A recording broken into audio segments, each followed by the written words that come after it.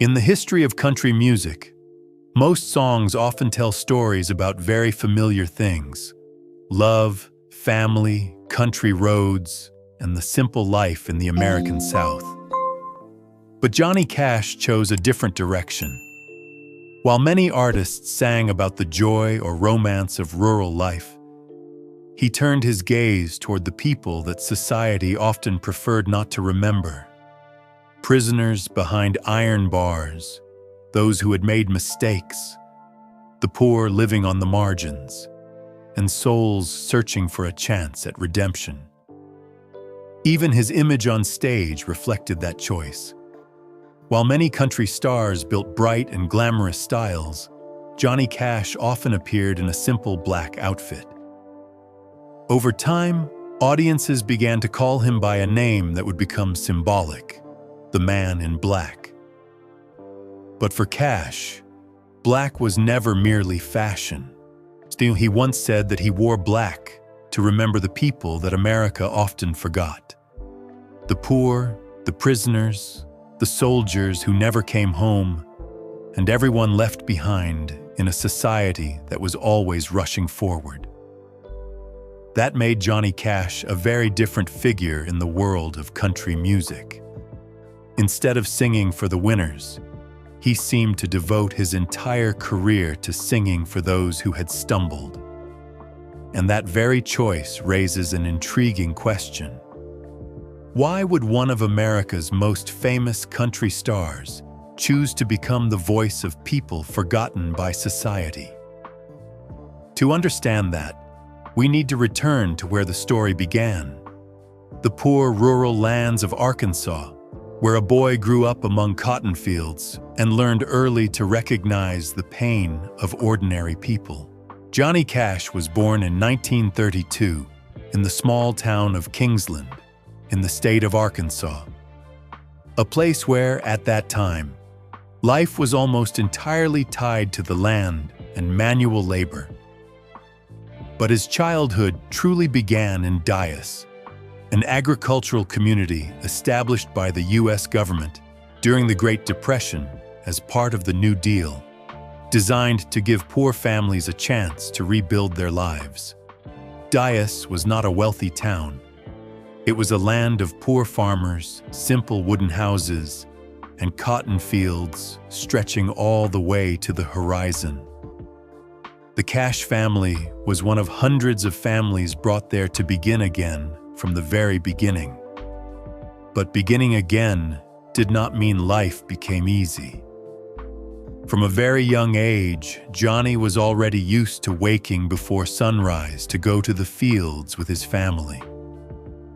Long days under the sun, hands covered with soil and cotton, and the exhaustion that followed hours of labor all became a normal part of his childhood.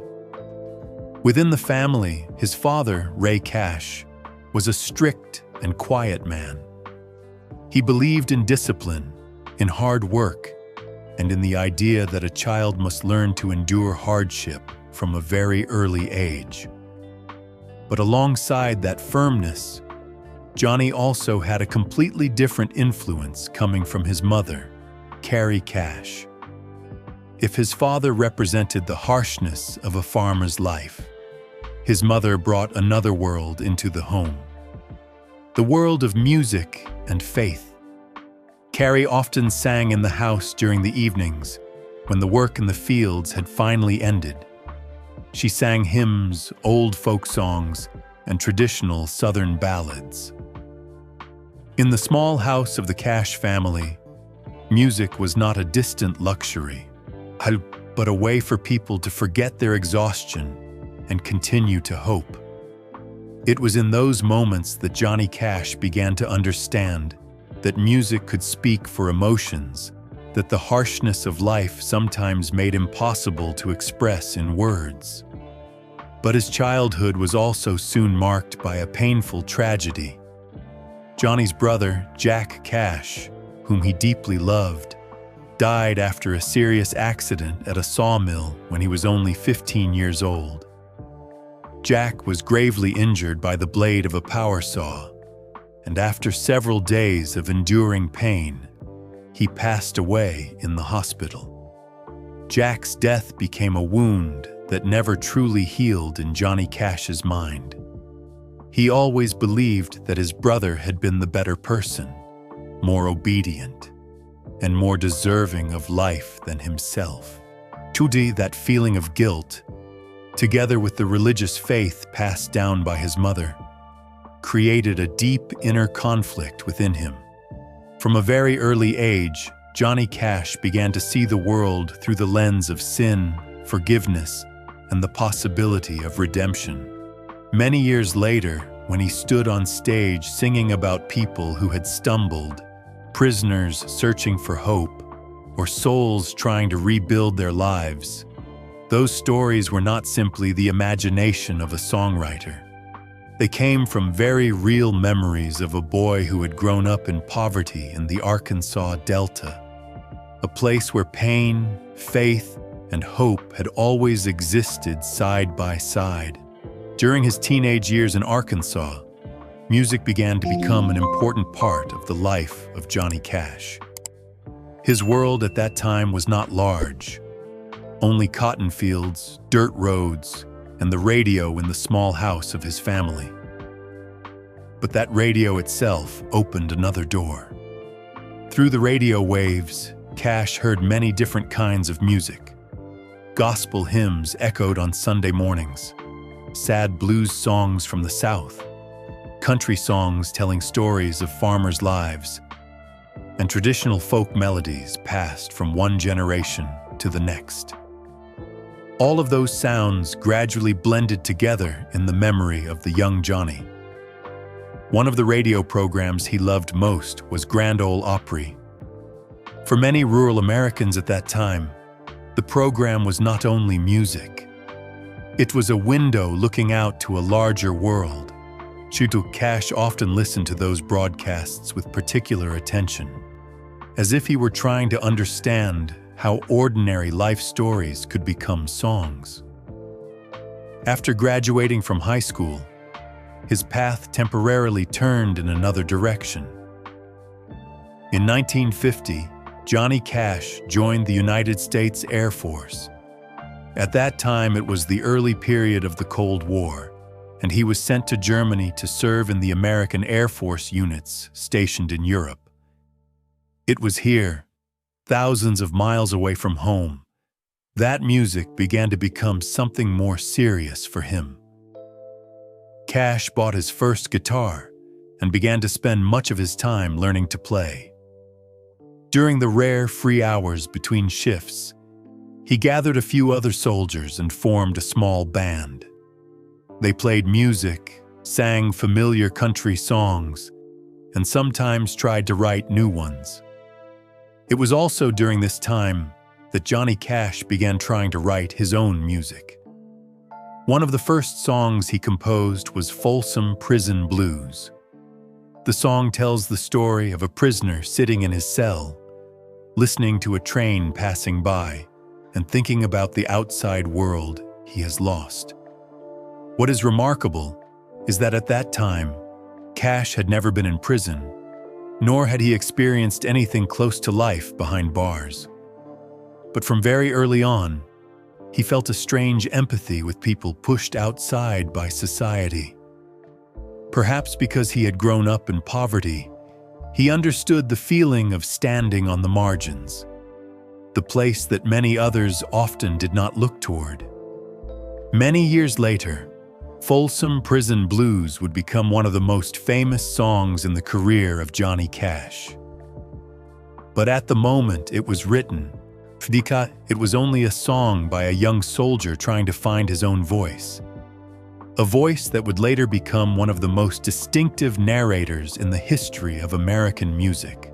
After leaving the military and returning to the United States in 1954, Johnny Cash moved to Memphis, Tennessee, with his young wife, Vivian. Memphis at that time was becoming a new music center of America, where different styles such as country, blues, and rockabilly were beginning to blend together in entirely new ways. There, Cash found his way to a small place that was gradually becoming legendary. Sun Records. The record label was run by producer Sam Phillips, a man famous for his ability to discover unusual talents. It was in that modest studio that a new generation of artists was beginning to appear. During the same period, names such as Elvis Presley, Jerry Lee Lewis, and Carl Perkins were also recording at Sun Records, creating a new musical wave in the American South. When Johnny Cash first came to audition, Sam Phillips was not immediately convinced. At that time, Cash mainly sang gospel songs, and Phillips believed that the market needed something different. He encouraged Cash to try writing and performing songs that carried a more personal tone. Not long afterward, Johnny Cash returned to the studio with a new song. That song was Cry, Cry, Cry. The single released in 1955 quickly attracted the attention of country radio stations and gave Cash the first hit of his career. But the real turning point came a year later. In 1956, Johnny Cash released the song I Walk the Line. The song was written as a promise of faithfulness to his wife during the time when he often had to go on tour. But what made the song special was not only its content, it was the way Cash performed it. His voice was not high and technically polished like many other singers. Instead, it was low, slow, and almost carried the feeling of someone telling a story rather than performing. There was a sincerity and seriousness in the way he sang, making listeners feel that every word carried its own weight. The sound of the band accompanying him was also very different.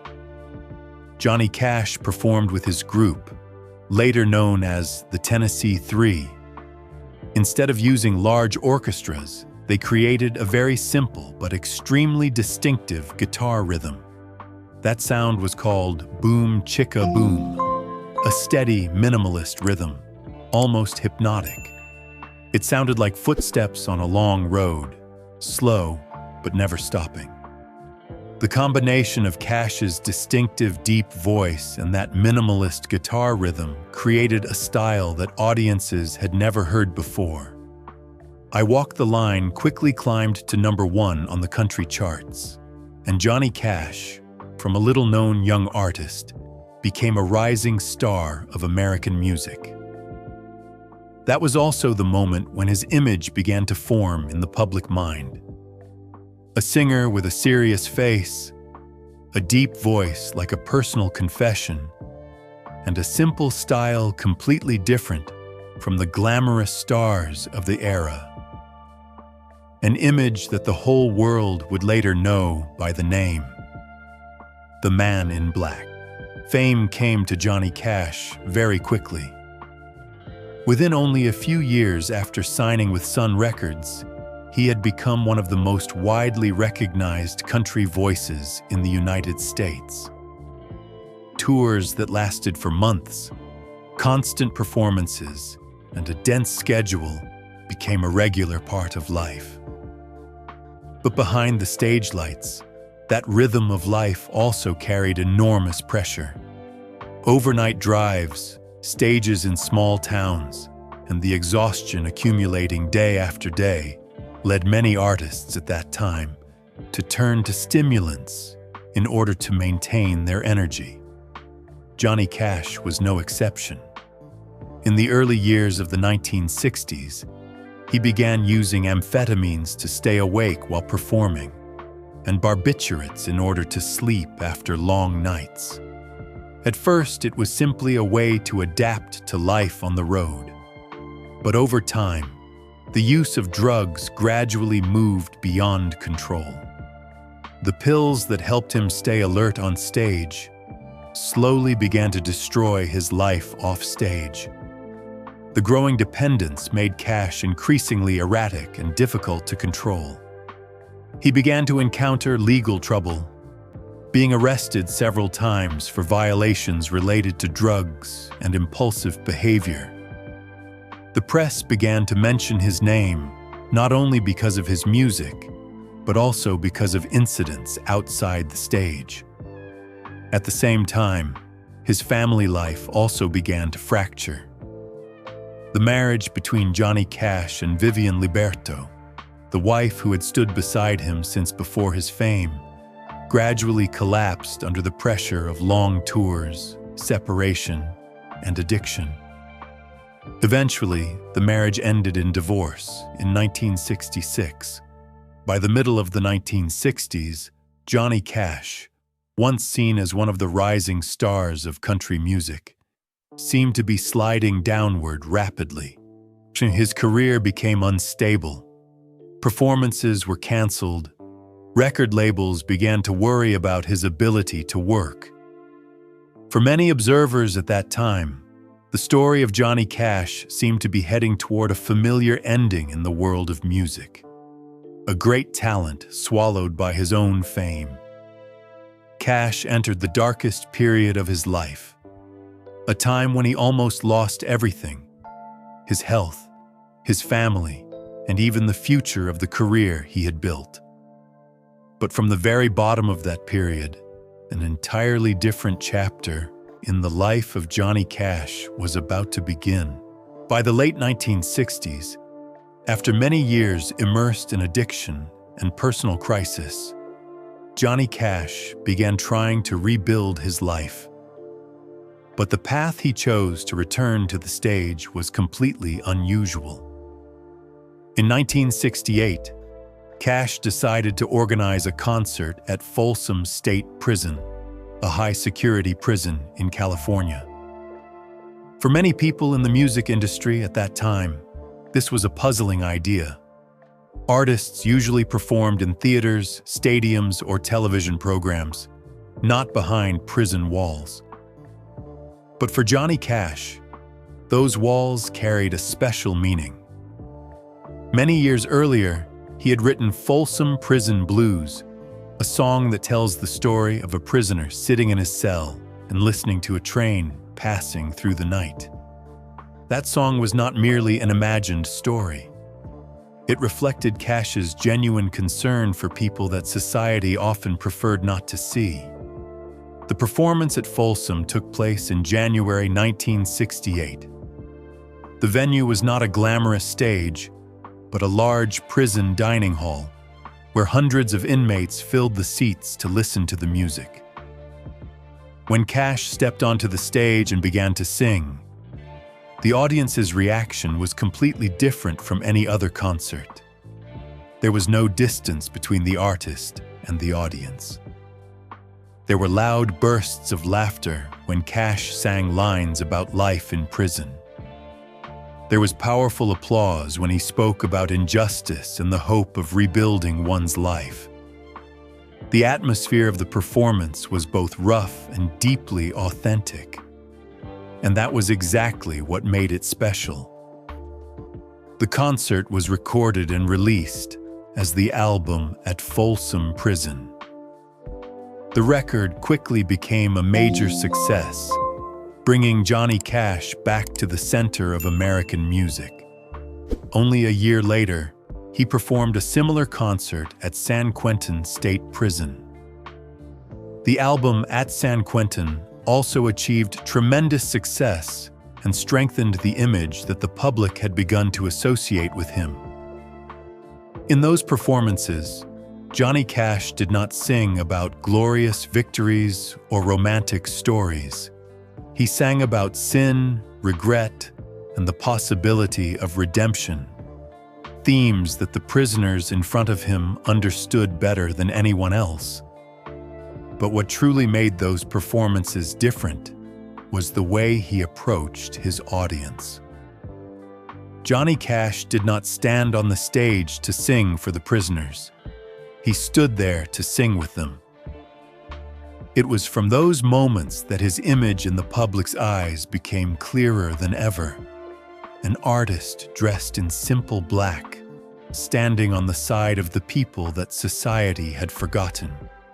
An image that the whole world would later remember by the name, the Man in Black. In the turbulent journey of Johnny Cash, there was one person who played a particularly important role in helping him regain balance in his life. That person was June Carter. June was born into a famous musical family. The Carter family, especially the Carter family, was considered one of the most important foundations of country music. Therefore, when June met Johnny Cash during tours in the early 1960s, she was not only a talented singer, but also someone who understood very clearly the world that Cash was living in. But their relationship did not begin in a simple way. When the two first met, Johnny Cash was still in his first marriage, and his life at that time was also overshadowed by addiction and personal crisis. However, over time, June Carter became one of the rare people who could help Cash face himself. She was not only a companion on stage, she was the person who repeatedly pulled him out of his darkest periods. June Carter helped Johnny Cash begin the process of overcoming addiction and stabilizing his life. She also encouraged him to return to the religious faith in which he had been raised since childhood. In many interviews later on, Cash often spoke about June as an important source of spiritual strength, the person who helped him believe that he could still begin again. In 1968, Johnny Cash and June Carter were married. Their marriage quickly became one of the most famous stories in the history of country music, not only because they were two great artists, but also because their relationship was built on understanding, humor, and patience. On stage, the two often performed together with a special natural chemistry. Their musical exchanges carried a feeling that was both playful and authentic, making audiences feel as if they were witnessing a real-life story. One of their most famous songs was Jackson, a lively and charismatic duet. The song became a symbol of the couple, expressing the energy and connection between them on stage. But beyond music, June Carter also brought Johnny Cash something far more important: a chance to begin again. After years of crisis, love and faith helped Cash find a new direction in life. A period when his music became deeper, more sincere, and closer to stories about forgiveness and redemption. It was also the period when Johnny Cash was no longer just a country star. He began to become a cultural symbol of America. By the early 1990s, many people in the music industry believed that the story of Johnny Cash had almost come to an end. The country market was changing rapidly. Younger artists with new styles were dominating radio and television. Meanwhile, Cash, who had once been a symbol of earlier decades, no longer seemed to appear often on the charts. But at that very moment, a producer from an entirely different musical world saw something that many others had overlooked. That person was Rick Rubin. Rubin was known for producing hip-hop and rock artists such as Run DMC and Red Hot Chili Peppers. But when he heard the voice of Johnny Cash, Rubin realized that the most powerful element in Cash was not the orchestra behind him, but the storytelling voice itself. Rubin's idea was very simple: remove everything unnecessary, no large band. See, no complex arrangements, no elaborate production, only the voice of Johnny Cash and a guitar. The result was the album American Recordings, released in 1994. The music in the album was extremely minimal, almost bare. Yet it was precisely that simplicity that made each song more powerful. When Cash began to sing, listeners could clearly feel every crack of time in that voice, a voice that had traveled through many decades, many mistakes, and many attempts to begin life again. This project was not only an artistic success, It opened an unexpected final chapter in the career of Johnny Cash. In the years that followed, he continued to record several more albums in the American series, each one digging deeper into stories of loss, faith, and time. One of the most powerful moments of this period was his cover of Hurt. Originally by the band 9 Inch Nails, when Cash recorded the song, he was already old, his health declining, and his voice carried all the marks of a long life filled with rises and falls. The music video for Hurt, released in 2002, quickly became one of the most moving videos in the history of music. Images of Johnny Cash sitting in his old house, interwoven with archival footage from his younger years, created the feeling of a man looking back at his entire life. After watching the video, Trent Reznor, the writer of the original song, said a very famous line. He said that after hearing Johnny Cash sing Hurt, he felt that the song no longer belonged to him. In the final moments of his career, Johnny Cash did not try to return as a young star. He simply did what he had always done best: tell honest stories. And this time, the story was his own life. Johnny Cash passed away in September 2003, only a few months after his wife, and also his greatest companion, June Carter Cash, left this world. His passing closed a life that had lasted more than 7 decades. A life that had moved through poverty, fame, crisis, and redemption. But the legacy of Johnny Cash did not stop at that moment. Throughout his career, he sold more than 90 million albums worldwide, becoming one of the most influential artists in the history of American music. Cash was also one of the very few artists honored in 3 different halls of fame: the Country Music Hall of Fame, the Rock and Roll Hall of Fame, and the Gospel Music Hall of Fame.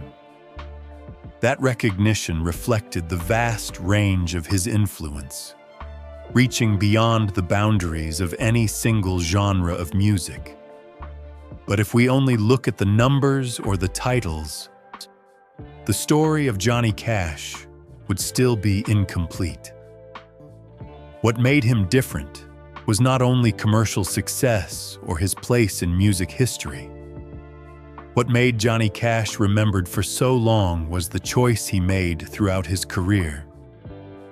He chose to sing about the people that society often overlooked: prisoners behind iron bars, the poor living on the margins of life, those who had stumbled and had to pay for their mistakes, and souls still searching for a chance to begin again. In a world of music where many artists try to tell beautiful and easy stories, Johnny Cash chose the more difficult ones. Stories about sin, regret, and the possibility of redemption. Perhaps because deep inside, he always saw a part of himself in those people. A man who had once stood at the height of fame, but had also fallen very far. A man who had once lost his way, but still tried to find the road back. And that is why, when Johnny Cash raised his voice in song, the audience did not only hear music, they heard a true story. The story of forgotten people, and of an artist who spent his entire life becoming their voice. The story of Johnny Cash is not the story of a perfect life. It is the story of a man who passed through almost every extreme of life. From a poor boy growing up among the cotton fields of Arkansas to one of the greatest country stars in America. From the height of fame to years of addiction and crisis, and finally returning as an aging but honest voice, telling stories about sin, forgiveness, and the possibility of beginning life again.